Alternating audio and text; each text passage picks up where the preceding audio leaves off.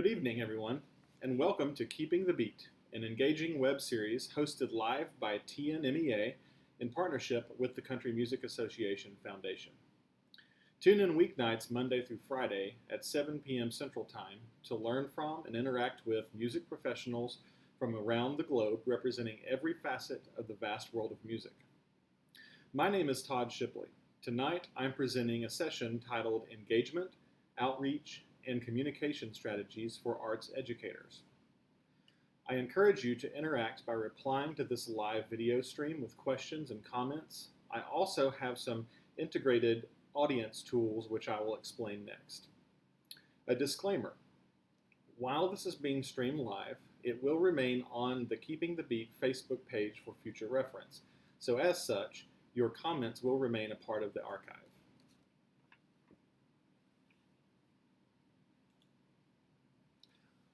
Hopefully, you joined us in time to go ahead and access the Slido information posted on the opening screen.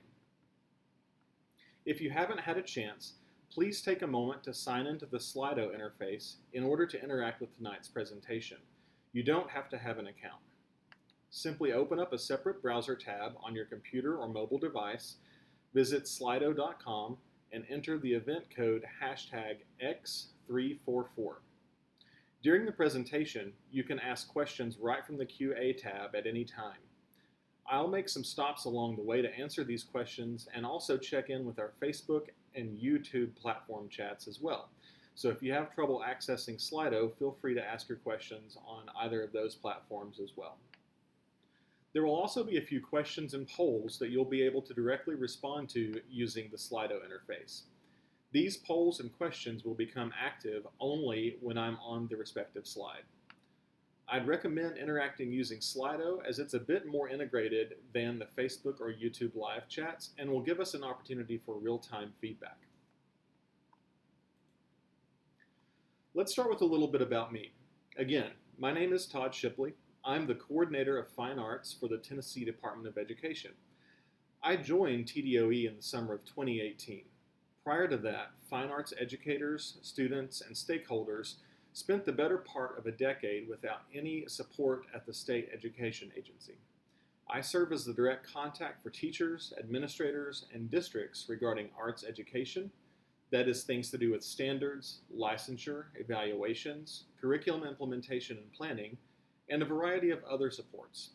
I also manage the State of the Arts Initiative, which is a unique public-private partnership between state government, the CMA Foundation, and other partners to support the goal of increasing arts access to all K-12 students across the state taught during the school day by a certified arts teacher.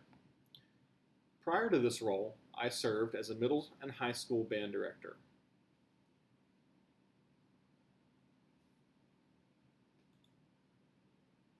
Enough about me. Let's take just a moment to learn a little bit about who's joining us for tonight's presentation.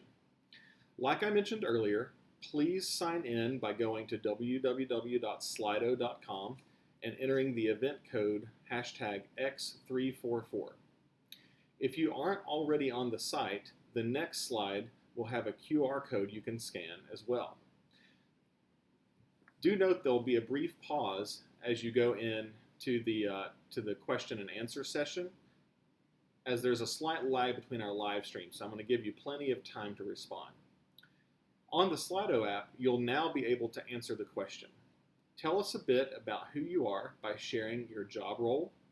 Are you a band director, choir director, arts administrator? How about college students, student teachers? Again, take just a few moments to enter your answer, and we'll give it just a few moments to see who chimes in.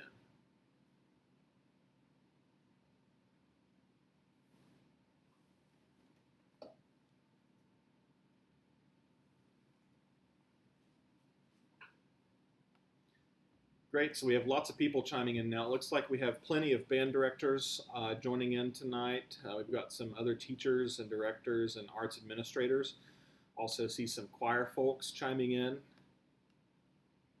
This is great. You can keep responding for just a few more moments and then we'll move on. Lots of music teachers, it looks like. That's what we expect. See some adjunct instructors at the collegiate level, it looks like as well. Also some general music instructors, some combination choir and instrumental folks, and some college students joining in as well.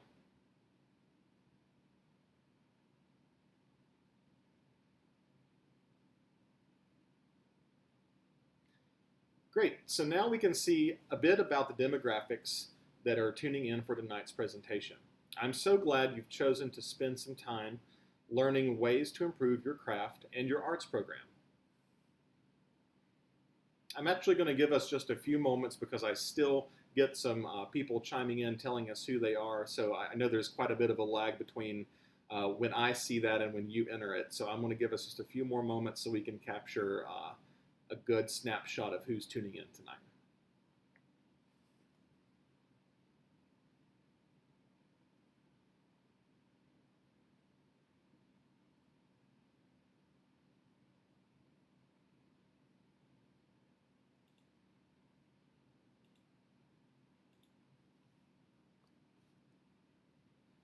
Great. Now let's look at some of tonight's objectives. By the end of tonight's presentation, I hope you will have a deeper understanding about the importance of engagement, leave with ideas to develop your arts program's brand and key messaging, and also explore some communication strategies with diverse stakeholders. And along the way, I'll help you add some tools to your toolbox to help make your job just a bit easier.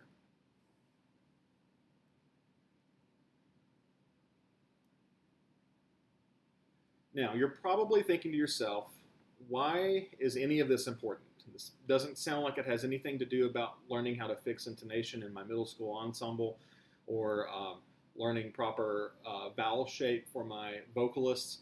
One thing that I know to be true is there is an almost overwhelming wealth of knowledge and professional development opportunities that deepen our understanding about teaching and learning, sharpen our inventory of instructional strategies and tools, and explore incredibly complex topics and skills in conducting, instrument pedagogy, literature selection, and a variety of other important topics. Arts educators infrequently have opportunities to learn about ways to develop the culture, build strong programs, and discover best practices for all the paperwork and administrative tasks inherent in our profession.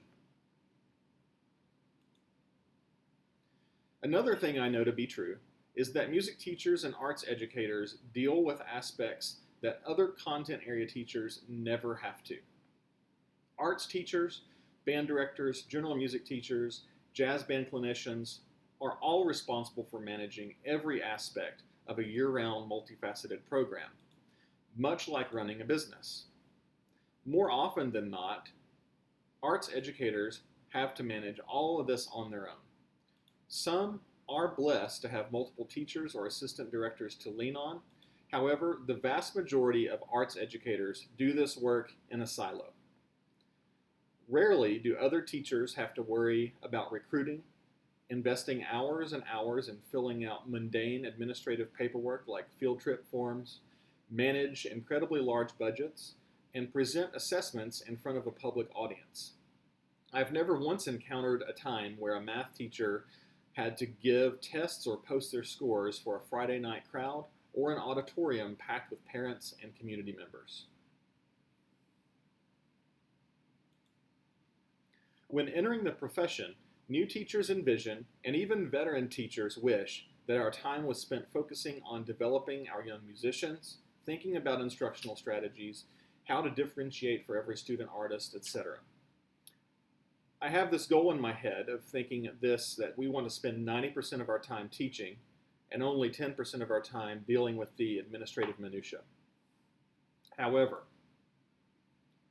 this is what frequently happens. We invest countless hours in the minutia, the mundane and the routine, buried in a mountain of paperwork and never-ending emails, probably just like what you see on the screen. All of that stuff weighs down all of the other pressures of our jobs, which is really the most important part, teaching and learning, and teaching our students. Music and arts education programs rarely prepare us for the administrative and paperwork challenges we'll face when entering the classroom. And I'm not placing blame on any institution or educator preparation program for that reality. There's already so much content that music and arts pre-service teachers must learn. Oftentimes, we learn all of this other stuff just by doing. So, my challenge to you is to find ways to balance your work so that you can spend more time thinking about the students and in developing and honing your skills and craft as an educator, musician, artist, and performer. After all, that's what we're here for. You can do this by investing some time upfront with prior planning, researching and learning to use new tools and resources, developing processes, and learning to automate the routines and the other mundane tasks you do every day and every year, as well as learn how to delegate administrative tasks to other co-teachers, parents, boosters, and other support personnel.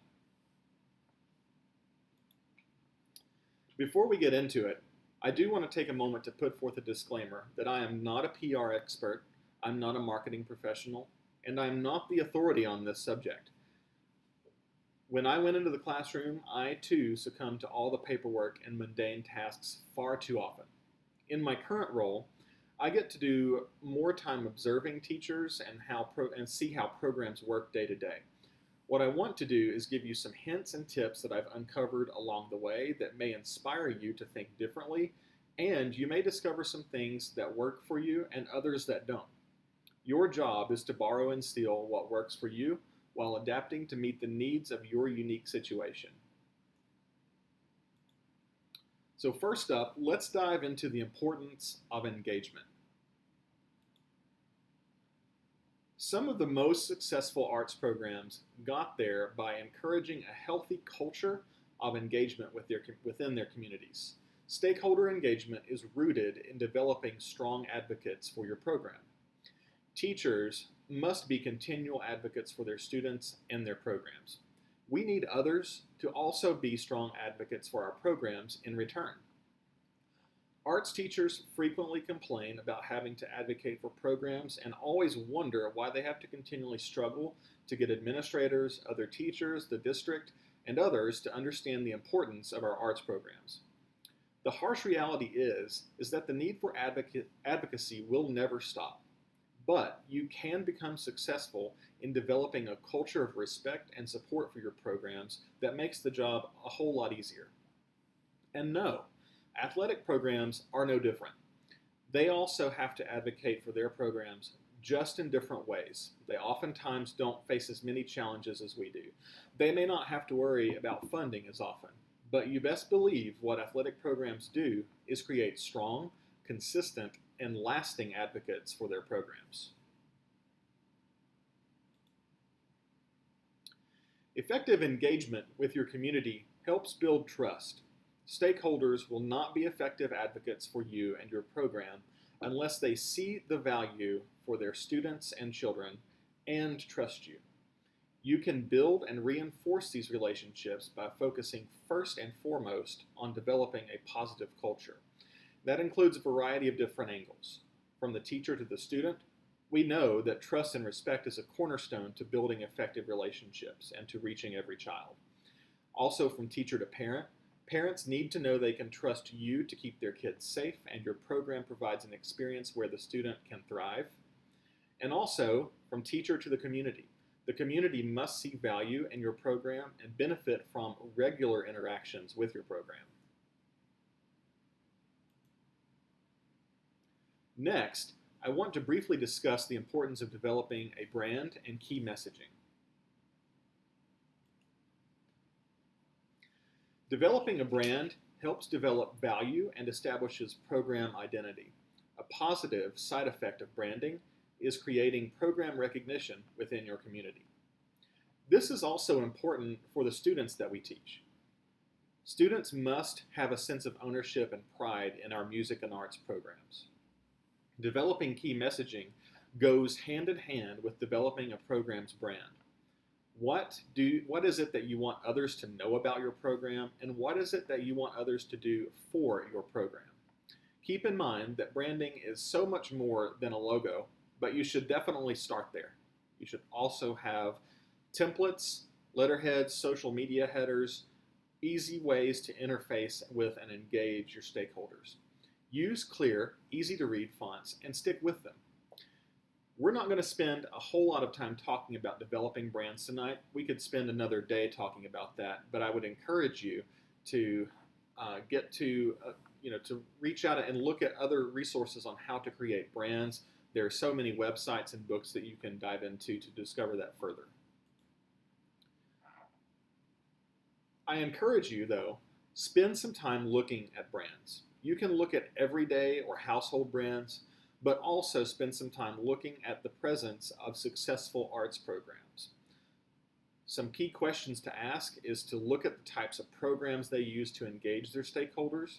What types of content do they post and messaging do they push out? Is it just informational? Do they also celebrate the accomplishments of their students? Do they have a call to action? What are they asking their specific stakeholder groups to do?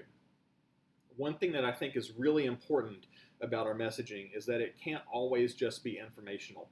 In order to build a strong culture, we also, of course, in the classroom, have to be positive with the students and to celebrate student successes, regardless of how big or how small they are. But this also plays into our messaging.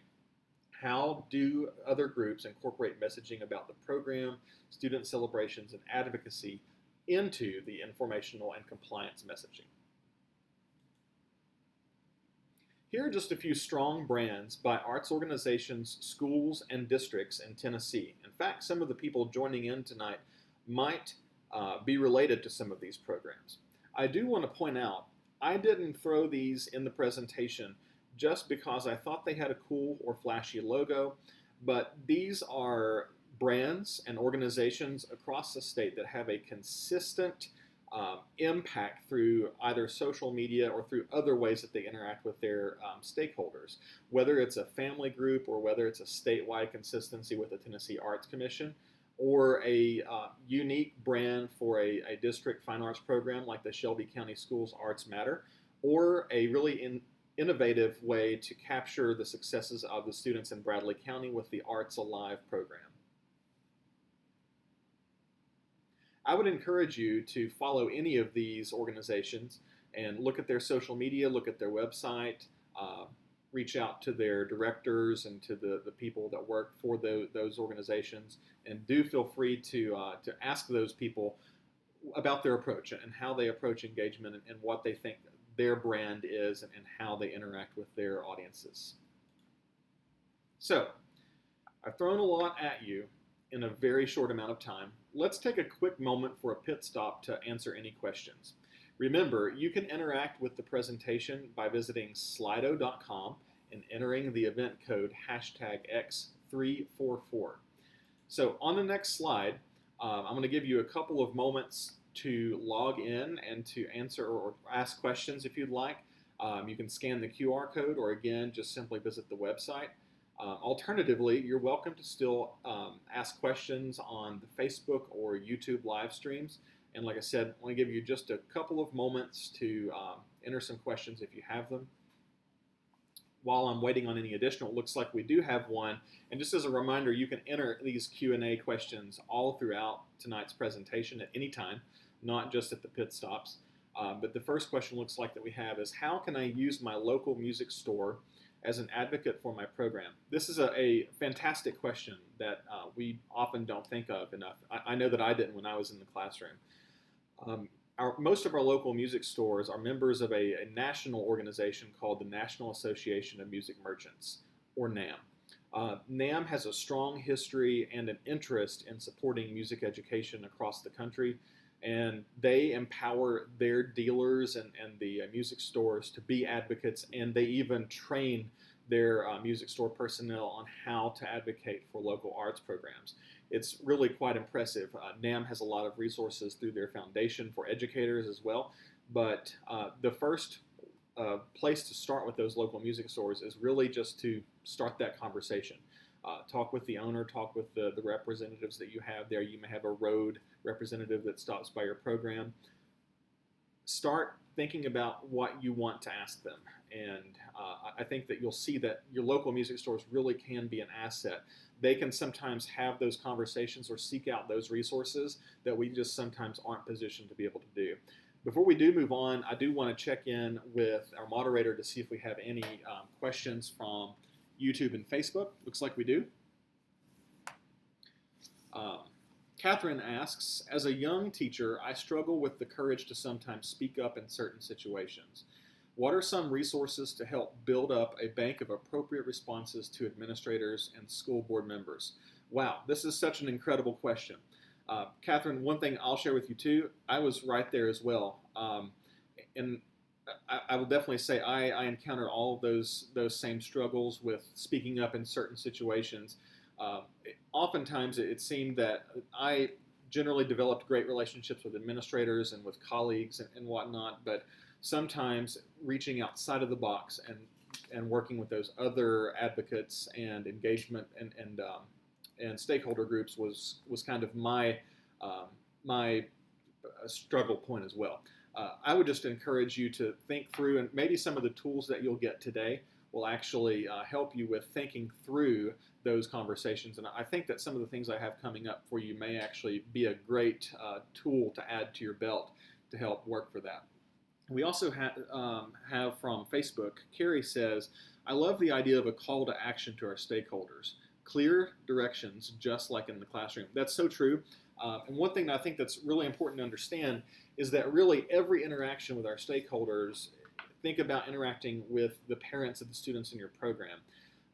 Really, every interaction is some sort of call to action. Even thinking through our own interactions with our students, if we're sending them information, maybe we're sending that reminder, the last minute reminder that you can't have too many of the concert attire right before concert festival or performance assessment. That really is rooted in something that you are asking them to do on your behalf or for the program. So I encourage you to think through those interactions as framing it how we're always really having some sort of call to action. Sometimes it's very small, sometimes it's much larger, like trying to get parents to advocate to your school board for additional funding or to save a program or to establish more programs in your schools. Great questions. We'll have another built-in pit stop along the way and some time for additional Q&A at the end. Now, I want to turn the attention to identifying and communicating with stakeholders. Spend some time analyzing the types of stakeholder groups engaged in and by your program. Obviously, students, parents, and the community should immediately come to mind. Those are ones that we deal with almost daily. Obviously, students daily, and hopefully you are finding unique opportunities to engage with parents in the community on a frequent and regular basis as well. However, there are some other stakeholders we don't often think about as much, like other teachers and even the student body. Also, administrators, local businesses, and community organizations are important stakeholders engaged by our programs as well. We also can't forget about the local vendors we do business with, like I mentioned earlier, music stores and other types of businesses as well. And also, one really important stakeholder, I think, is our feeder schools, from where we recruit the students into our programs, and also those schools to which our students matriculate after they leave our program. So if you are a middle school director, you get kind of the best of both worlds in that you're having to develop that relationship with the elementary program, to figure out how to do recruitment activities. Maybe you're working with another music teacher or a visual art teacher, or perhaps you're even interfacing with the elementary school's counselor or their principal. Similarly, after they leave your program in 8th grade and go to 9th grade, you're probably working with faculty and administrators at the high school level as well. All very important stakeholders that engage with our program in some way. And like I said, it doesn't always have to be that daily interaction with like we have with students and parents, and maybe they're not always at a concert. I see other teachers as a great stakeholder, because when you develop and really cultivate that relationship, then you don't run into those issues with, oh, this teacher needs that student during the class, and you're always losing those groups of students. So you have a little bit more of a bridge to be able to communicate effectively with others. After you identify who those stakeholders are, it's really important to discover what is important to those stakeholder groups. Not all stakeholders value the same things or need the same types of information. Therefore, your engagement strategy with different groups may change. What stays the same, though, is your key messaging. Students need program culture. They obviously need instruction in the content area, but also need the social and emotional benefits of our programs. Administrators at times may solely focus on accountability, budgets, scheduling, school image, etc. Every community is different. You may have groups of stakeholders that are more engaged than others. I encourage you to spend some time getting to know the various stakeholders, determining what's important to them, and analyzing the effectiveness of how you engage with those different groups. Determining what's important to those stakeholders really does impact your engagement strategy, how you communicate with those groups, and the types of things that you ask them to do for or on behalf of your program.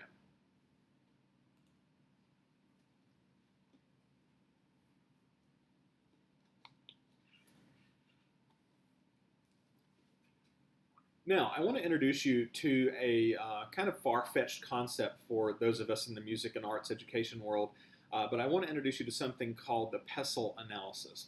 And that's a marketing concept that measures the environment, the market, and helps identify risks when launching a product or project.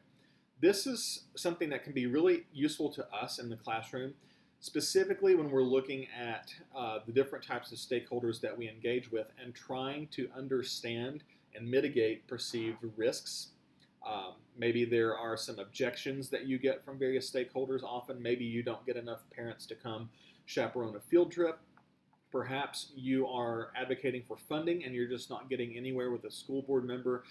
This is a really strong way for you to identify values and needs and anticipate the reaction of your stakeholders.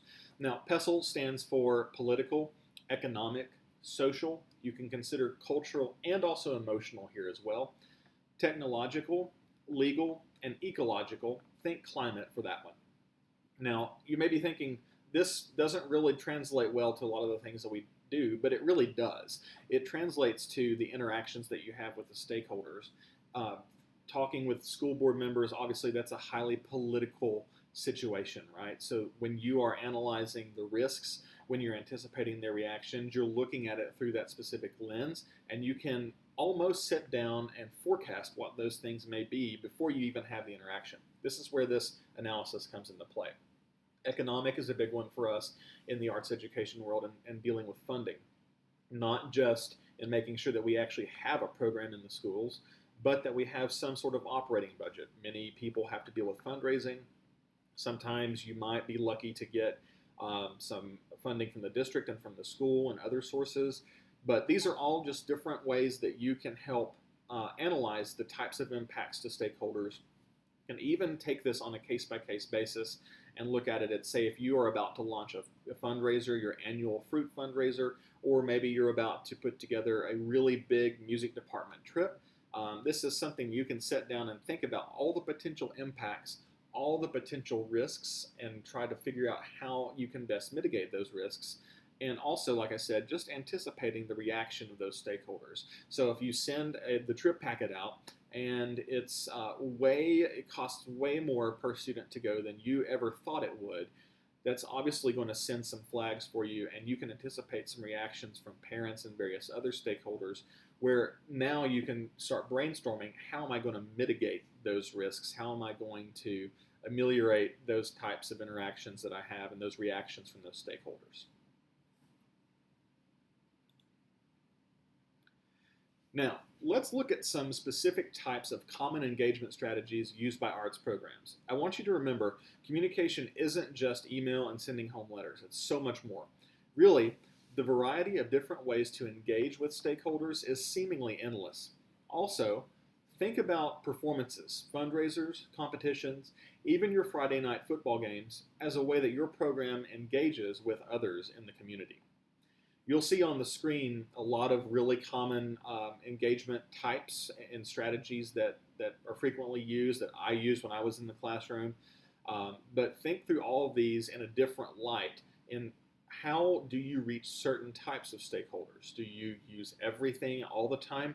Are you only interacting with certain stakeholders in certain places? I know some programs in more rural areas may have a little bit more community buy-in, more of a close-knit environment, so you may see those parents more.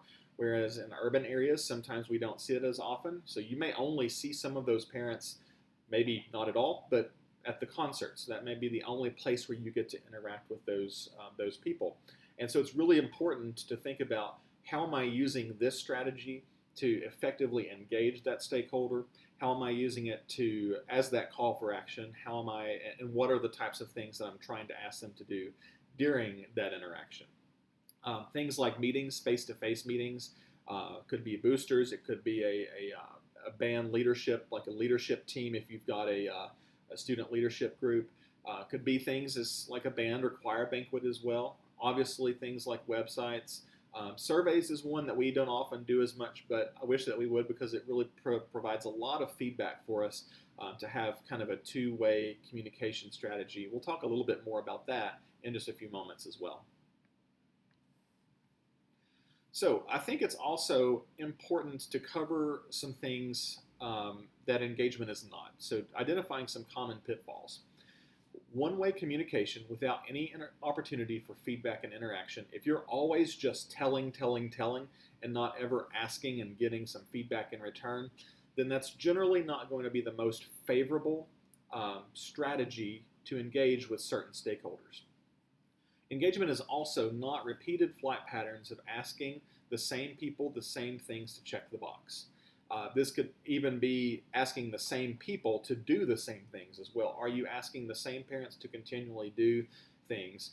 What could happen here is maybe you think those are the only parents who would do things, but what also might be happening is other parents might see that single core group of parents that do the same things because they get asked to do the same things, and that puts up a wall. So that means that the parents who are less active never really have that chance, because they've immediately put up this wall to helping or to volunteering, because they think that someone else is already the sole beneficiary of that ask. Also, engagement is not simply just for compliance and monitoring and other structures that rely on power and control. One thing that's also really important to understand is that engagement is also not immune to zip code, race, ethnicity, or socioeconomic status. This is kind of really poignant right now in the fact that we have this COVID-19 situation where schools are closed, and we're communicating with students and parents in different ways.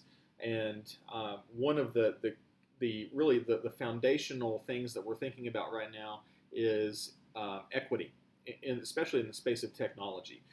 Do our students have access to the technology? Even if they do, are they sharing devices with multiple students? So all of these things could really influence how engagement looks. And you have to remember that there may be some situations, if you're in a higher socioeconomic status, social media may not be your best bet. You may have to go back to relying on some sending home some forms and letters in the mail or with the student. Like I said earlier, and we'll say this often, every community, every program is a unique situation. Only you know what you deal with on a day-to-day and year-to-year basis. So I would encourage you, though, to make sure you're thinking about what are the barriers to communication and engagement for our different stakeholder groups as well. Now, I want to give you another strategy to match engagement strategies to your stakeholder groups. One way to do this is to map the level of power and interest. This can help you know which groups you should be spending the majority of your time and energy with. This analysis can also help you identify the needs, desires, and motives of your stakeholder groups.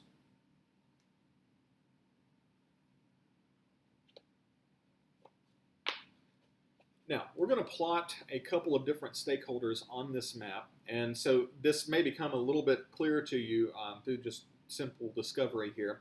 But notice along the bottom axis, we've got the level of interest going from low to high.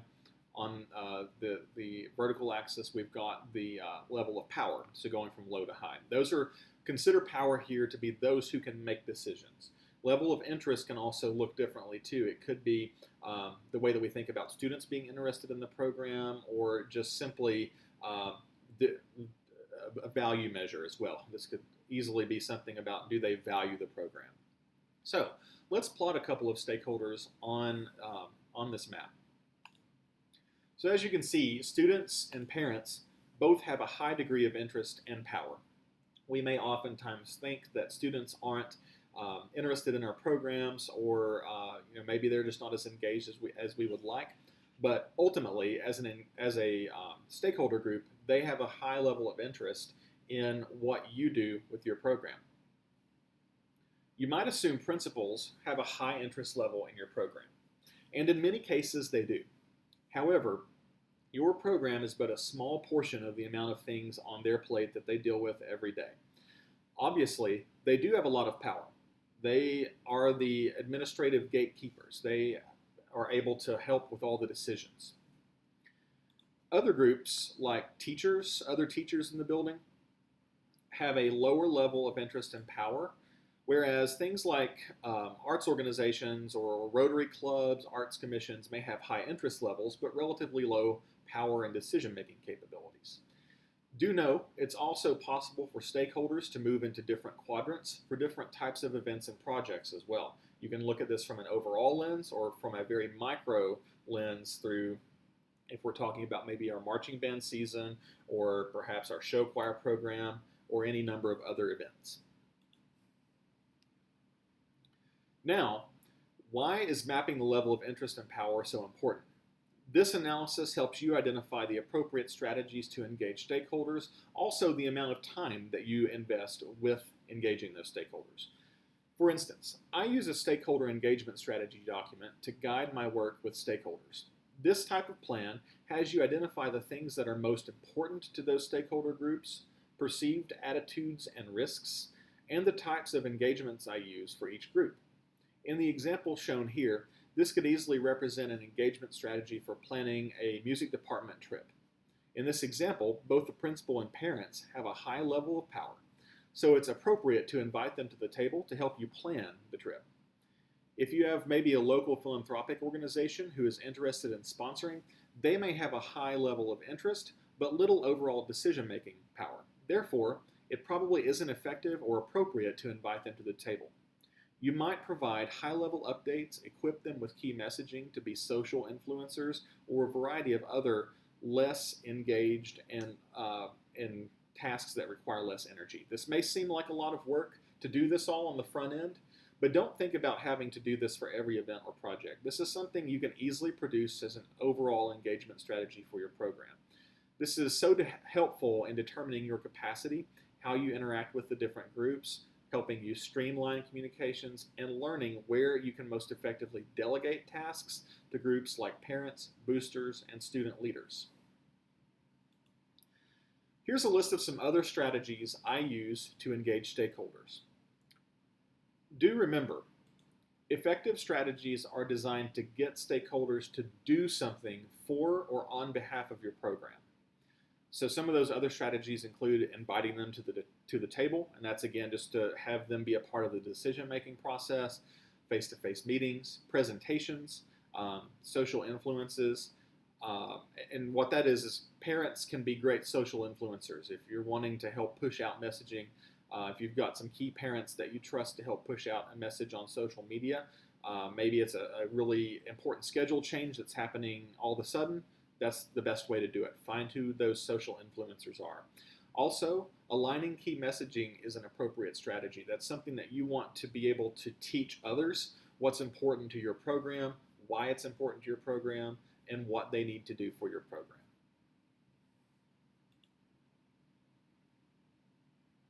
Now that we've determined what stakeholder groups we need to engage, let's spend some time planning what communication looks like. Develop a document to guide your communications with stakeholders using a variety of different media platforms.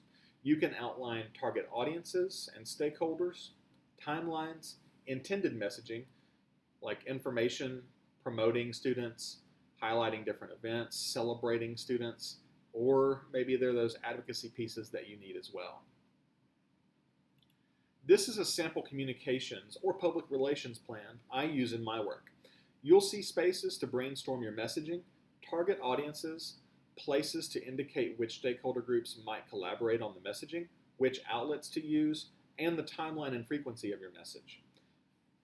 One way I think this is important for music educators and for arts educators, if you're planning a fundraiser, it might be helpful to think about your messaging in this way. Specifically, when thinking about the frequency of your messaging, using this example, you may need to leverage stakeholders like vendors and a fundraising committee to help you develop and push out the messaging. You'll also, of course, want to think about those, the frequency of those messages and how often you need to remind students to sell, remind students to turn in money, all those other things.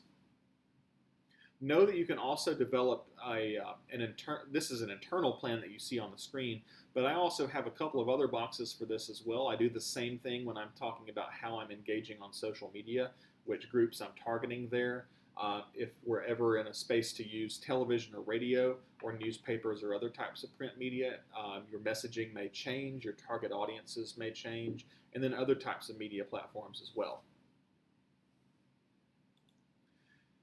Now, again, I've thrown a lot at you in a very short amount of time, and hopefully you've been brainstorming some ways to use or adapt these techniques to your needs. Let's take a quick moment for a pit stop to answer any questions. Remember, you can interact with the presentation by visiting slido.com and entering the event code #X344. I'm going to move to answer some of our Facebook and YouTube questions first, and then I'll come back to look at Slido to see if we've had any other questions come in that way.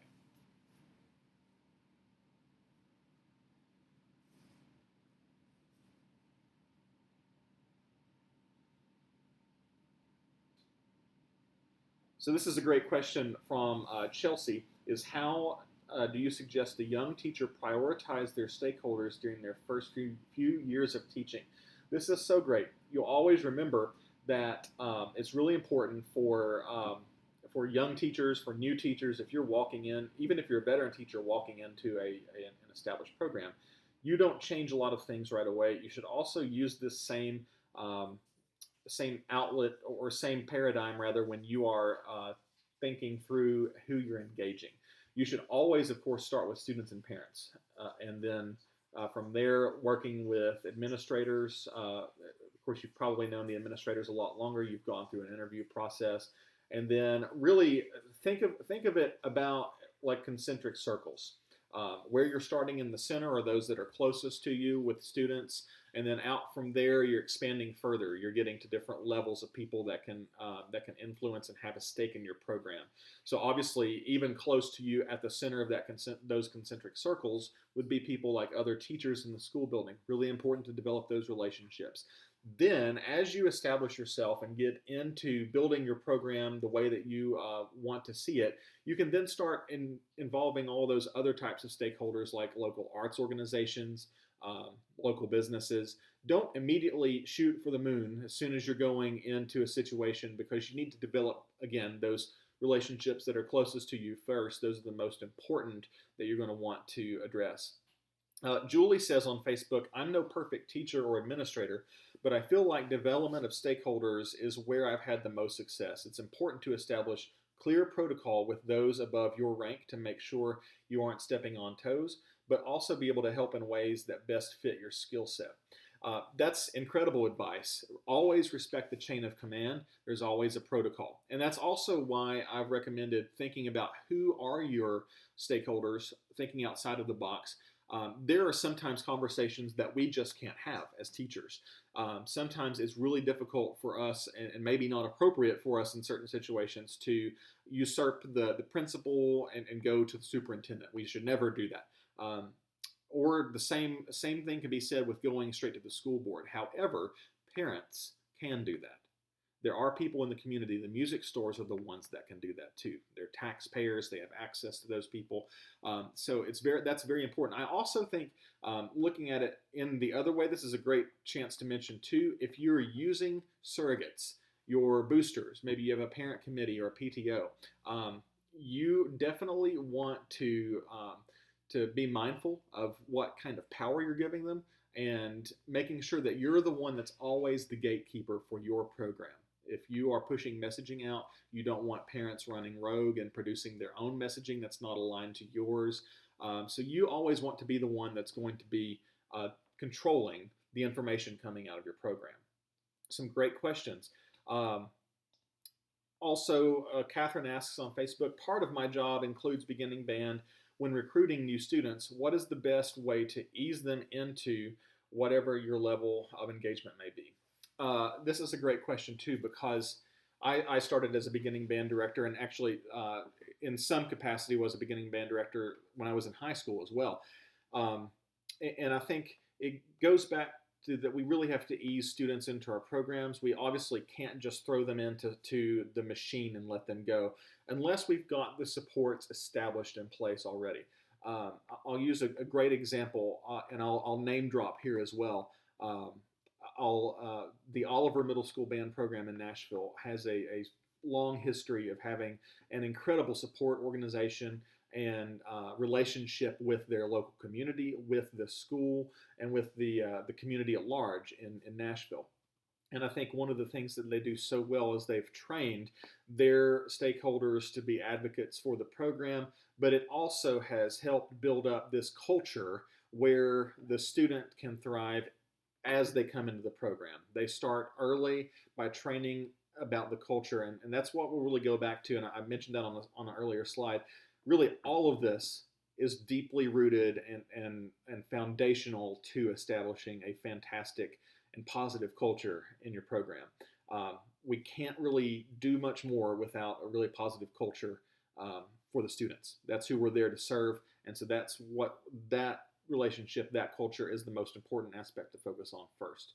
Great question. We'll have some more time for questions. Thanks for those so far. They've been great. Now, I've thrown all this stuff at you. Let's help you figure out how to make your job a little bit easier. I want to give you some tools that I either use or recommend to help you get the job done. So websites obviously are a great way to push out information. You can use websites to deliver and house lots of complex information, including text-heavy documents, forms, and instructional resources. Your school or district may require you to use certain internal website builders for your class or program. But if you are on your own and you have the ability to do so, you may consider using one of these simple website builders like Squarespace, Weebly, Wix, or WordPress.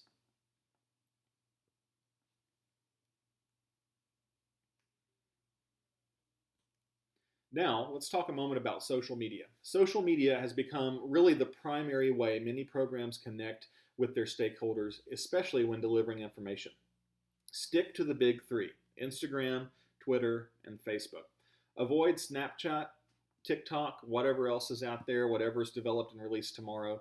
Social media is great, but you should really consider what groups interact with which platforms. These aren't hard and fast rules, but in general, teens and adults up to about the age of 28 gravitate toward Instagram, while 30 to 40-year-olds tend to respond more on Twitter. It may be hard to believe, but adults older than 40 are now the age demographic engaging the most with Facebook. Your key message stays the same, but you should convey it differently on each of these platforms. Instagram, for instance, is not conducive to text-heavy announcements. Twitter has a character limit and is best for providing short messages with links to additional information.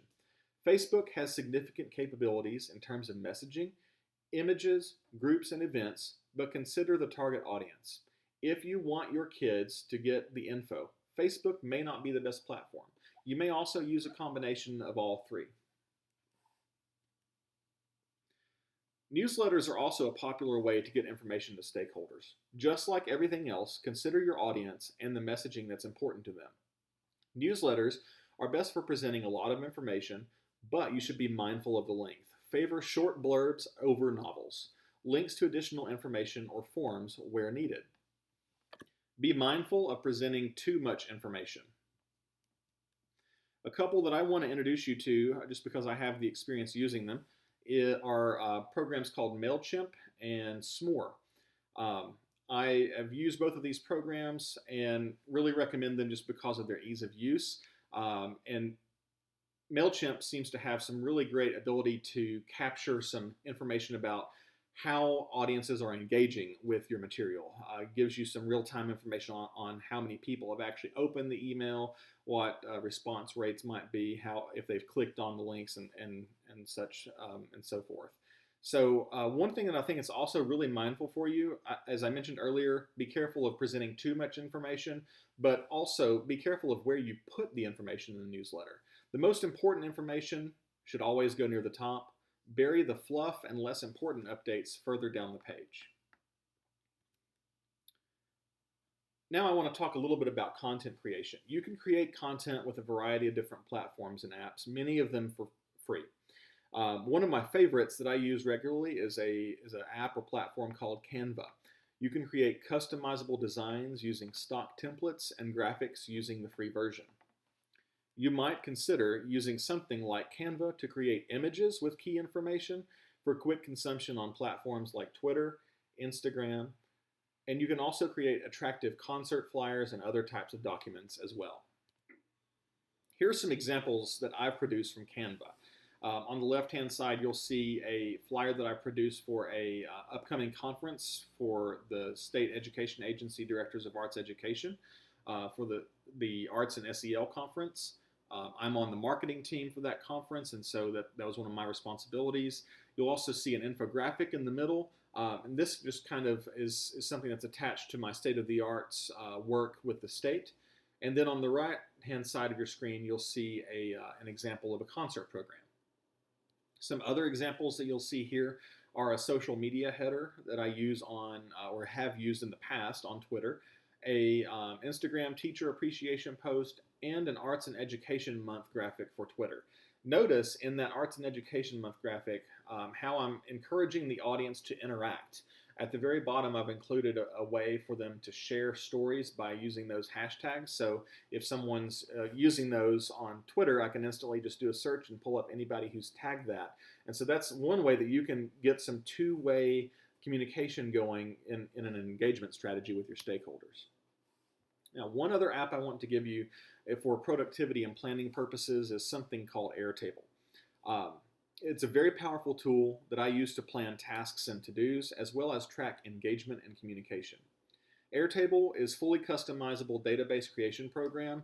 It's web-based and also features strong collaboration capabilities. You can create a variety of different workspaces and bases. Think notebooks and tabs.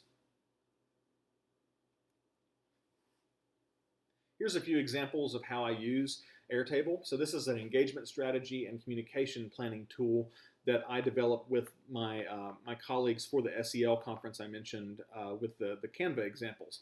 This is an Airtable base I use to collaborate with a couple of other colleagues to plan out our communications and how we launch those communications. Here, we plan and track each stage of the content creation and plot out a social schedule.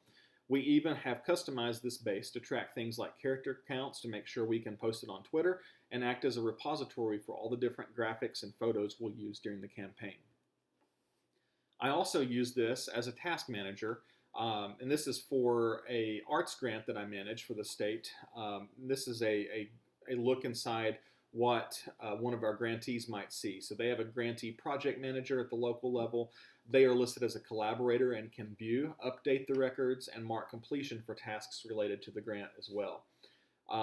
The possibilities of Airtable are really endless. In fact, I've heard lots of people giving feedback and using Airtable, even the free version, which includes pretty much everything that I think that you would need to create inventory databases, music libraries, student management systems for their programs. I really encourage you to get into Airtable and to figure out what and how it can best serve your needs in your program. Now, we're kind of getting to the point to wrapping up here. One question I think that we have to ask is, I think I said somewhere that I wanted to give you more time to focus on teaching and learning. And that's true. This is all very time consuming, but it's time consuming in planning up front. I adapt these strategies and plan on the front end so that I have more time to focus on the content and implementation of my work later. So that when I'm deep in a project in 2 months, or maybe you're deep into marching band season and all you have to do is look at your guiding documents to know what you need to do, when you need to do, and how you're going to do it. So some quick engagement and communication tips here for you.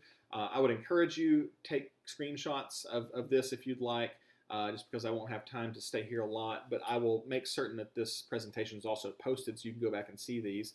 Plan out your content, develop key messaging, and find people you trust to carry out tasks where appropriate. And also find ways to measure how your stakeholders consume and engage with that content as well. Save everything. Save routine email drafts so you don't have to start from scratch each year. I always saved PO requests, field trip forms, all that stuff from year to year, so all I have to do is hopefully go in and just edit the dates.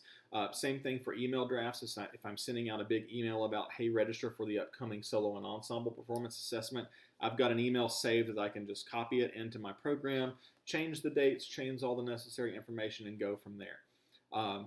Quick tip when sharing documents, always use PDF. That preserves the formatting that you want your end user, your stakeholders to see. If you send out a Word document, their device might not be able to open it. It might skew all the graphics. It might skew the font and the text. So send it as a PDF. That way that it can be engaged with in the manner that you intended. Also, I encourage you, plan out your entire year in to-dos. Obviously, things come up along the way, but the routines and the mundane things pretty much always stay the same. You'll need to have the field trip request in X days in advance to go to Mid-State or to attend the symphony performance. Save those to-do lists. That's one thing that I started doing is if there are routine things, I save the to-do list so I can go back and just look at my previous school year and say, what did I do last year and what do I need to correct for this year? Now, like I said, we've made it. I hope some of these strategies are helpful to you. If nothing else, for you to be able to adapt them to fit your own needs, improve your engagement, and help leverage stakeholders to help build and improve your programs. What I'd like to do now is give you a moment to list out one thing you've learned or identify something that you will use from today's session. Maybe there's a tool that you liked or a resource that you like. You can access using Slido, and I'll give you a couple moments here just to enter some of that information. In Slido, you'll be able to access this poll now. It wasn't active until I got to this slide, but you should now see and have the capability to enter anything that you'd like here. And I'll leave this up for just a moment. And while we're doing that, I'm going to go ahead and actually look at some of the questions from Facebook and YouTube to wrap us up here. Brad says in response to Julie, it's important to establish clear protocols with those above you. Yes, not establishing those protocols with your leaders is a recipe for advocacy disaster. Same can be said for your student leadership as well. I would really encourage you to really monitor what's happening there as well. Alexa says on Facebook, I love that you mentioned how much our admins are dealing with. Arts teachers need to realize that you are a small part of a bigger picture. Even though your program is all-consuming to you, your admin has many other plates spinning.